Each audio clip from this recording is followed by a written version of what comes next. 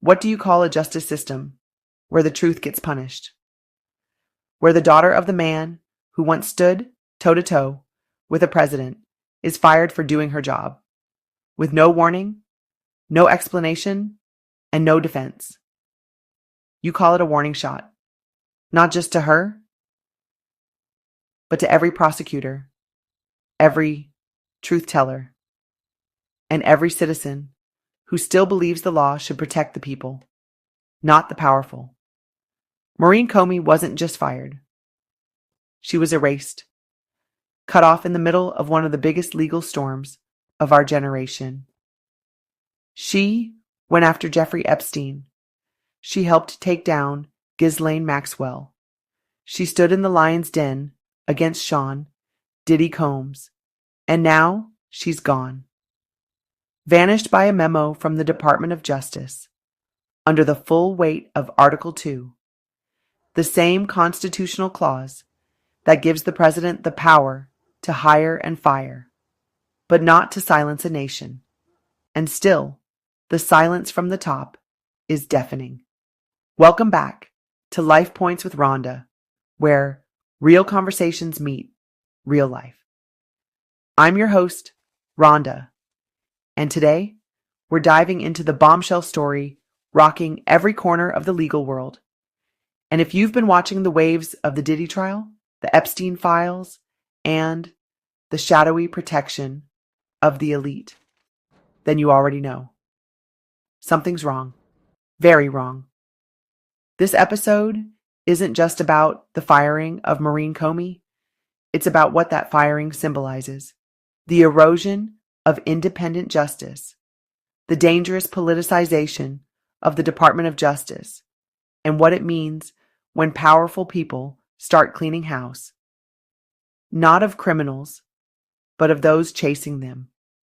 Before we get deep into this truth-telling episode, go ahead and hit that like button, subscribe, and share this episode with someone who needs to hear it.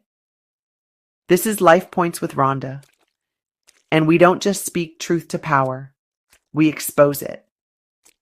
You can find me on all platforms under Life Points with Ronda, YouTube, Facebook, Instagram, TikTok, and of course the podcast. If you want to go deeper, support the show, or get exclusive bonus content, be sure to visit my Patreon and join the Life Points Lounge today. Now I know your time is valuable, so let's get started. Okay? And dive into the episode.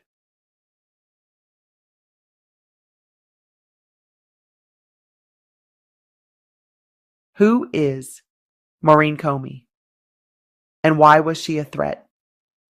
Maurene Comey isn't just another name in the DOJ. She's legacy. She's brilliance. And most of all, she was fearless. Born into one of the most politically controversial law enforcement families in modern history, Maurene is the daughter of former FBI Director James Comey, the same James Comey who publicly stood up to Donald Trump and got fired for it. But unlike her father, Maurene didn't make waves by speaking into cameras. She made her mark inside the courtroom, quietly, methodically, and fiercely. A Harvard Law graduate and career prosecutor for the Southern District of New York, Maurene Comey built her reputation by chasing some of the most untouchable names in American crime.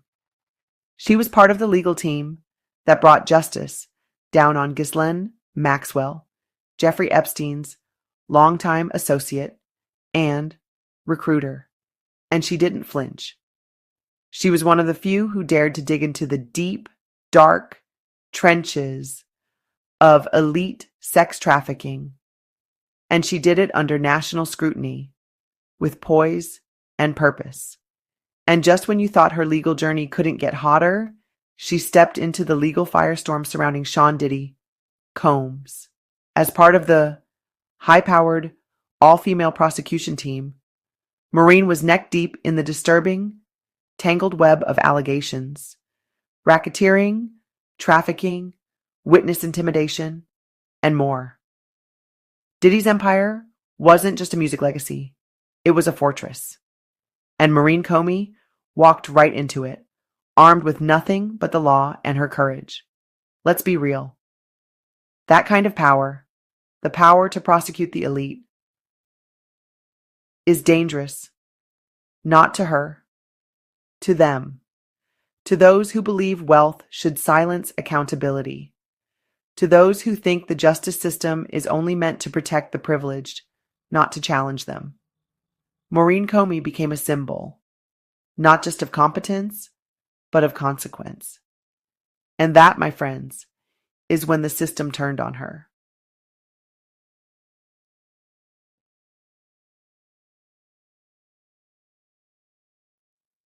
The memo that made her disappear. A firing with no cause, no warning, no shame. It happened on a quiet Tuesday. No press conference, no hearing, no scandal. Just a cold clinical memo sent from Maine Justice. A memo invoking Article 2 of the Constitution. The same presidential authority used to remove James Comey from the FBI in 2017. Now, in 2025, that same constitutional clause was used again.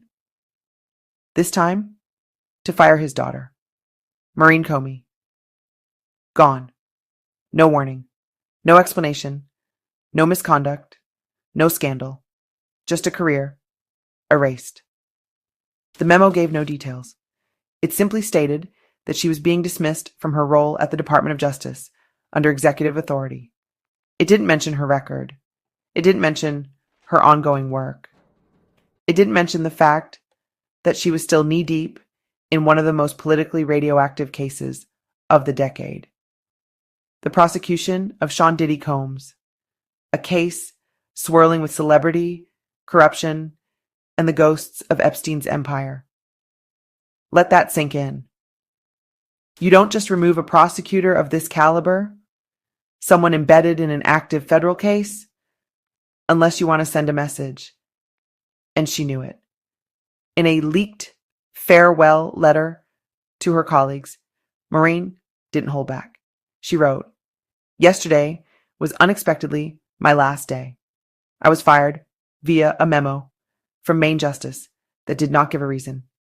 If a career prosecutor can be fired without reason, fear may seep into the decisions of those who remain. But fear is the tool of a tyrant. We are the Department of Justice. We are better than that." Let me say that again for the people in the back. Fear is the tool of a tyrant. This wasn't just a firing. This was an execution of independence, a silencing, a surgical strike against a woman who had the audacity to hold the rich and powerful accountable. And the timing? Oh, the timing couldn't have been more obvious. Her removal came days after the Diddy trial reached a chaotic climax, just as federal pressure was building over the unsealed Epstein files, and just as the Department of Justice, under AG Pam Bondi, began a suspicious pattern of removing or silencing anyone tied to Trump-era controversies, Epstein connections, or elite prosecutions. Now ask yourself, was this about performance or protection? Because if Maurene Comey can be taken down with a single unsigned memo, who's next?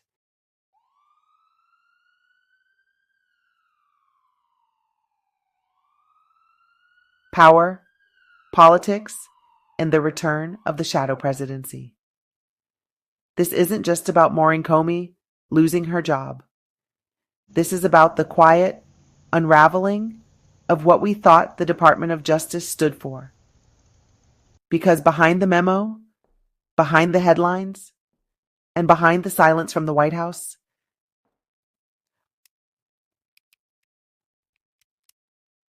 sits a far more dangerous truth. We are witnessing the weaponization of executive power in real time. And it's happening not in broad daylight, but in legal shadow. Let's be very clear. Maurene Comey's firing wasn't just some bureaucratic reshuffle. It was a warning. And in that warning, the echoes of history are loud. Because we've seen this before. In 2017, then President Donald Trump fired James Comey, Maurene's father, for what he called mismanagement, but what the rest of the world recognized as retaliation. Why? Because James Comey was investigating Russia's influence on the 2016 election. And now, almost a decade later, Trump is back on the national stage, and it's Maurene, his daughter, standing in front of yet another monster, the Epstein network, the Diddy trial, and the sealed documents no one in power wants to talk about. So, ask yourself, is it coincidence that this Comey was fired right as she approached the heart of a scandal that could implicate some of the most powerful men in the country? Or is this the return of a political shadow network that punishes loyalty to truth and rewards silence? Let's also remember who's running the DOJ right now, Pam Bondi, a woman who stood proudly with Trump in the impeachment era, who's made her loyalty very public, and who now holds the reins of the most powerful legal arm of the federal government. And under her leadership, we're seeing a pattern: prosecutors with ties to Trump-era investigations, to the January 6th insurrection, to Epstein's client list, to elite trafficking cases, are either being reassigned, removed, or fired. This isn't just political house cleaning. This is a purge. And for those watching closely, it's chilling. Because if the Department of Justice can be turned into a political hit squad, where does that leave the rest of us? Where does it leave the woman in New York building a case against a billionaire predator? Where does it leave the victim whose voice is buried under payoffs and NDAs? Where does it leave truth when even prosecutors are silenced? It leaves them in the dark unless we shine the light ourselves.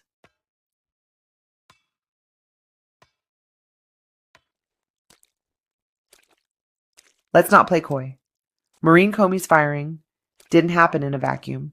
It happened in the eye of a storm named Diddy. Sean Diddy Combs, once considered hip-hop royalty, has now become the centerpiece of a sprawling federal investigation involving sex trafficking, racketeering, gun violations, witness tampering, NDAs, surveillance, and what some are calling a full-blown criminal enterprise. And who was leading the charge to crack that case open? Maurene Comey. She was part of a powerhouse, all-female legal team assigned to take on Diddy's empire. And let's be clear, this wasn't just about music. This was about money, access, secrets, and years of cover-ups. Her team had already cut through the fortress of silence that surrounded Jeffrey Epstein and Ghislaine Maxwell. They knew what it took to prosecute powerful predators. But this time, the target wasn't already dead. And this time, the name carried even more cultural weight.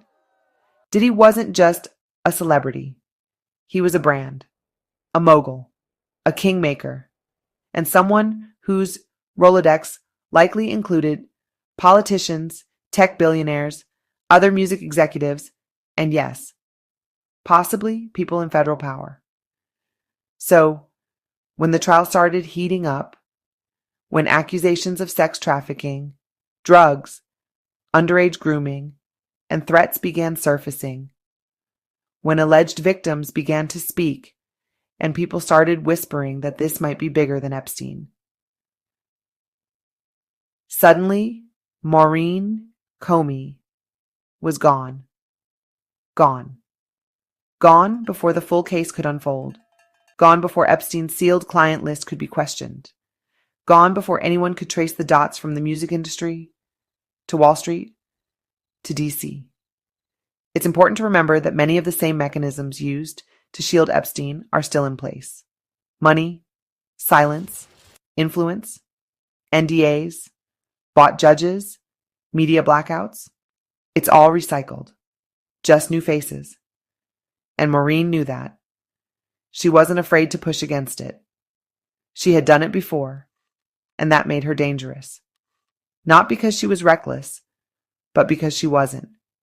She followed the law. She did the job. And the job led her directly into the belly of the beast. And maybe, just maybe, that's why she had to go.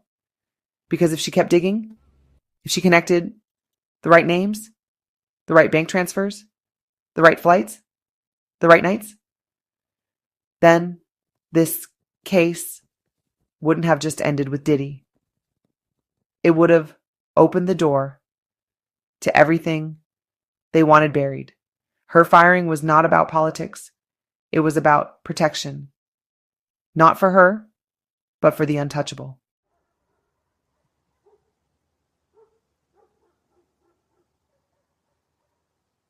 Fear is the tool of a tyrant. That's not a quote from some dystopian novel. That's a direct line from Maurene Comey's farewell letter to her colleagues after her firing. A line so sharp, so brave, and so undeniably damning that it sent ripples through every courtroom and newsroom across this country. Let me read you the full context of what she said. Yesterday was unexpectedly my last day as an assistant United States attorney for the Southern District of New York. I was fired via a memo from Main Justice that did not give a reason for my termination. I hope that those I've worked with will not be discouraged by what has happened to me. But if a career prosecutor can be fired without reason, fear may seep into the decisions of those who remain. And fear is the tool of a tyrant. We are the Department of Justice. We are better than that. Just let that land. Because what Maurene Comey is saying is not just about her job. It's about the erosion of an institution.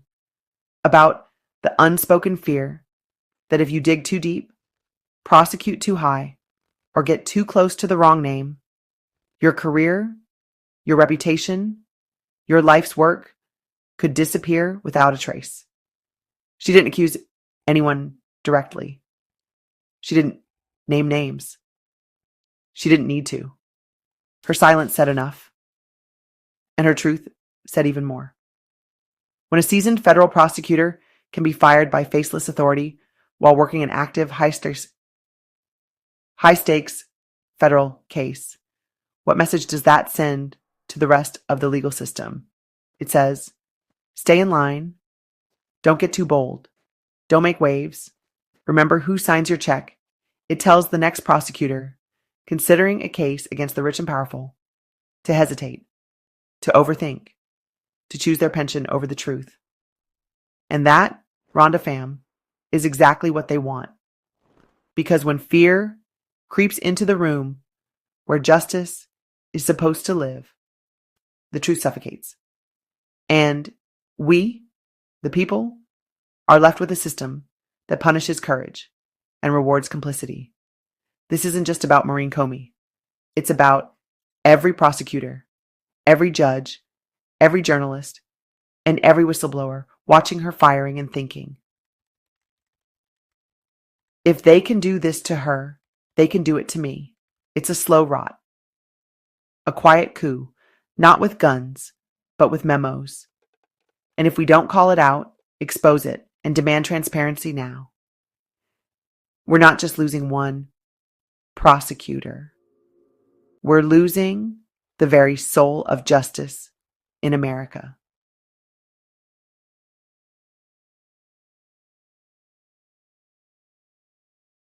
At first glance, it looks like three separate scandals.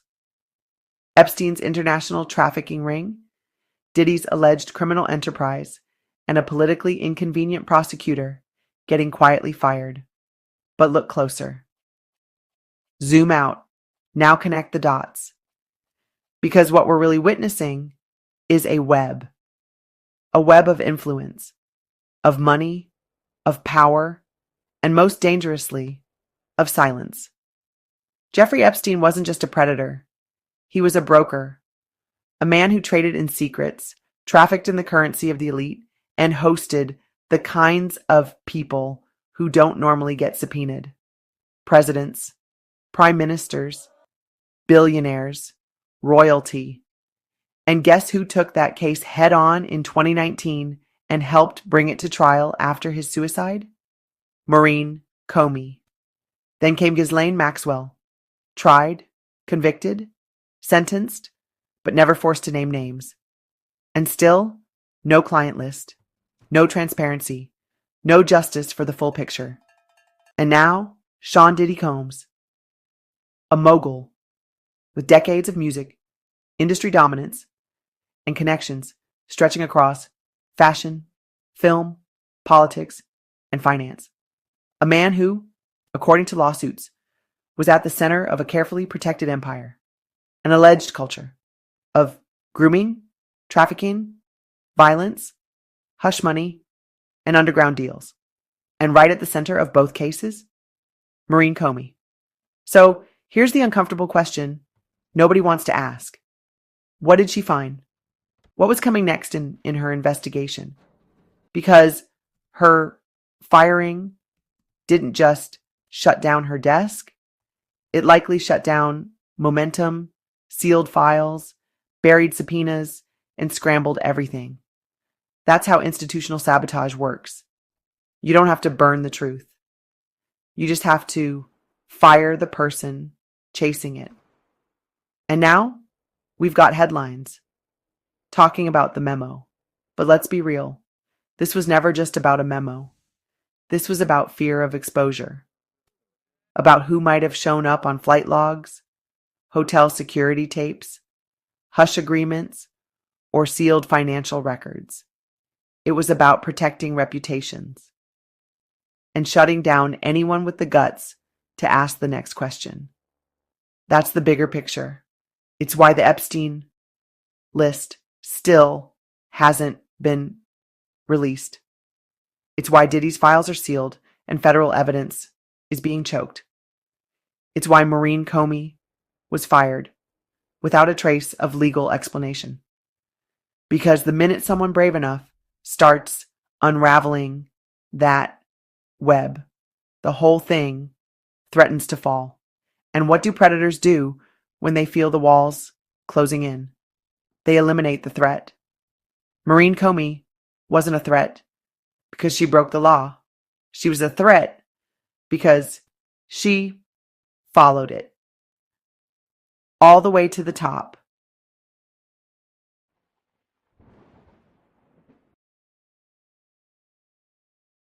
Let's talk about control, not just over people, but over narratives. Because as if Maurene Comey's firing wasn't chilling enough, something else just hit the fan. And it should scare every American who still believes in truth, transparency, and the freedom of the press. I'm talking about that bizarre, intimate, and deeply unsettling letter from Donald Trump to Jeffrey Epstein, recently published by the Wall Street Journal, that has now triggered a lawsuit from Trump himself, aimed at silencing the story and punishing the people behind it. Let's revisit what that letter said, voice over. There must be more to life than having everything, the note began. Donald. Yes, there is, but I won't tell you what it is. Jeffrey, nor will I, since I also know what it is. Donald, we have certain things in common, Jeffrey. Jeffrey, yes, we do. Come to think of it. Donald, enigmas never age. Have you noticed that? Jeffrey, as a matter of fact, it was clear to me the last time I saw you. Trump, a pal is a wonderful thing. Happy birthday, and may every day be another wonderful secret. Now pause with me. That's not just a birthday card.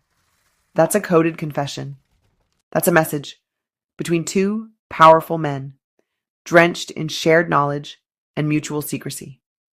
And when the Journal brought that note to light, boom, Trump immediately filed suit. Sued the Wall Street Journal. Sued Rupert Murdoch. Sued to shut it down. This isn't just about defamation. It's about erasure. It's about wiping out the proof, punishing the messenger, and sending a clear threat. If you expose me, I will destroy you. And guess what? It lines up perfectly with Maurene Comey's firing. She was getting too close. The Journal went too public, and both got hit, one with a memo, the other with a lawsuit. This is the fear doctrine in full effect.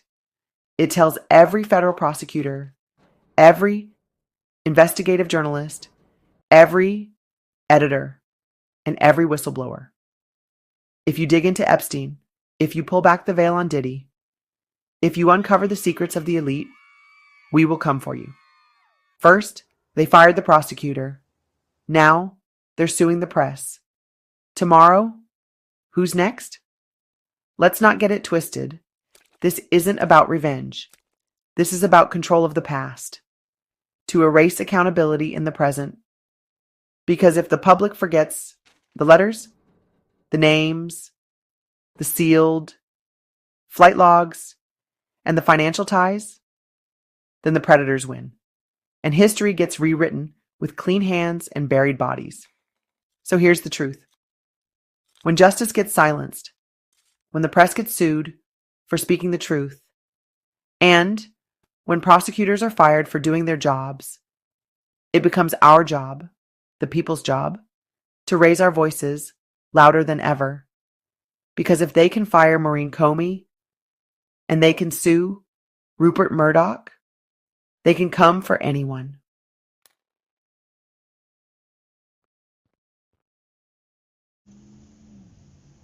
So, now we've come full circle. They fired the woman who stood up to Epstein, Maxwell, and Diddy. They sued the media outlet that dared to show us Donald Trump's haunting note to a known predator. And they did it all in plain sight with the full arrogance of unchecked power, knowing that most people wouldn't connect the dots. But here we are, connecting every single one. This isn't just a scandal. This is a test of how much truth you can bury before the people wake up, a test of whether we're too distracted, too exhausted, or too afraid to fight for what's right. A test of whether justice still means something, or whether it's become just another weapon in the hands of the powerful. Let me be clear. Maurene Comey didn't get fired for failing at her job. She got fired for doing it too well. The Wall Street Journal isn't being sued for lying. They're being sued for telling the truth. And if we let this moment pass without outrage, without pushback, without organized demand, then we are complicit in the silence. Because when prosecutors get erased and journalists get sued, it's no longer about them. It's about us. We are the last firewall between accountability and chaos, between transparency and tyranny. So I ask you, not as a host, but as a human being, what will you do? Will you talk about it? Will you repost it? Will you challenge the lies when you hear them? In your circles? Will you support the people who are still brave enough to chase the truth? Because here's the secret. They don't want you to know. They only win if we let them. This has been another powerful episode of Life Points with Ronda, where we don't sugarcoat the truth. We stand in it. And today's truth is clear. The system isn't broken. It's being hijacked. But we still have a voice. And as long as we have that, they can't silence us all.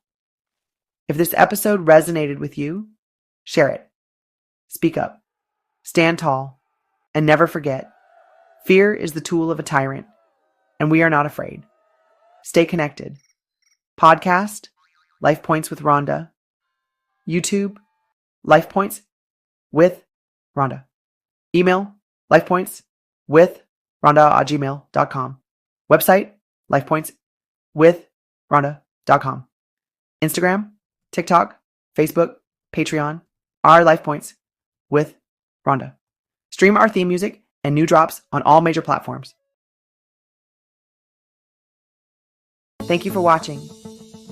If you found value in today's video, I invite you to take your journey even further with my podcast, Life Points with Ronda, where we dive deep into relationships, personal growth, and the wisdom that helps you thrive.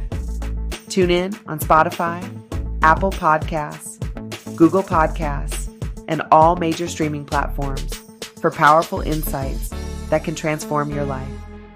Don't forget to subscribe to this channel for more uplifting content like this video, and share it with someone who needs to hear this message today. Stay connected with me on Instagram, Facebook, and Patreon. Life Points with Ronda. Visit my website at lifepointswithronda.com for exclusive content, coaching, and more. Thank you for your support.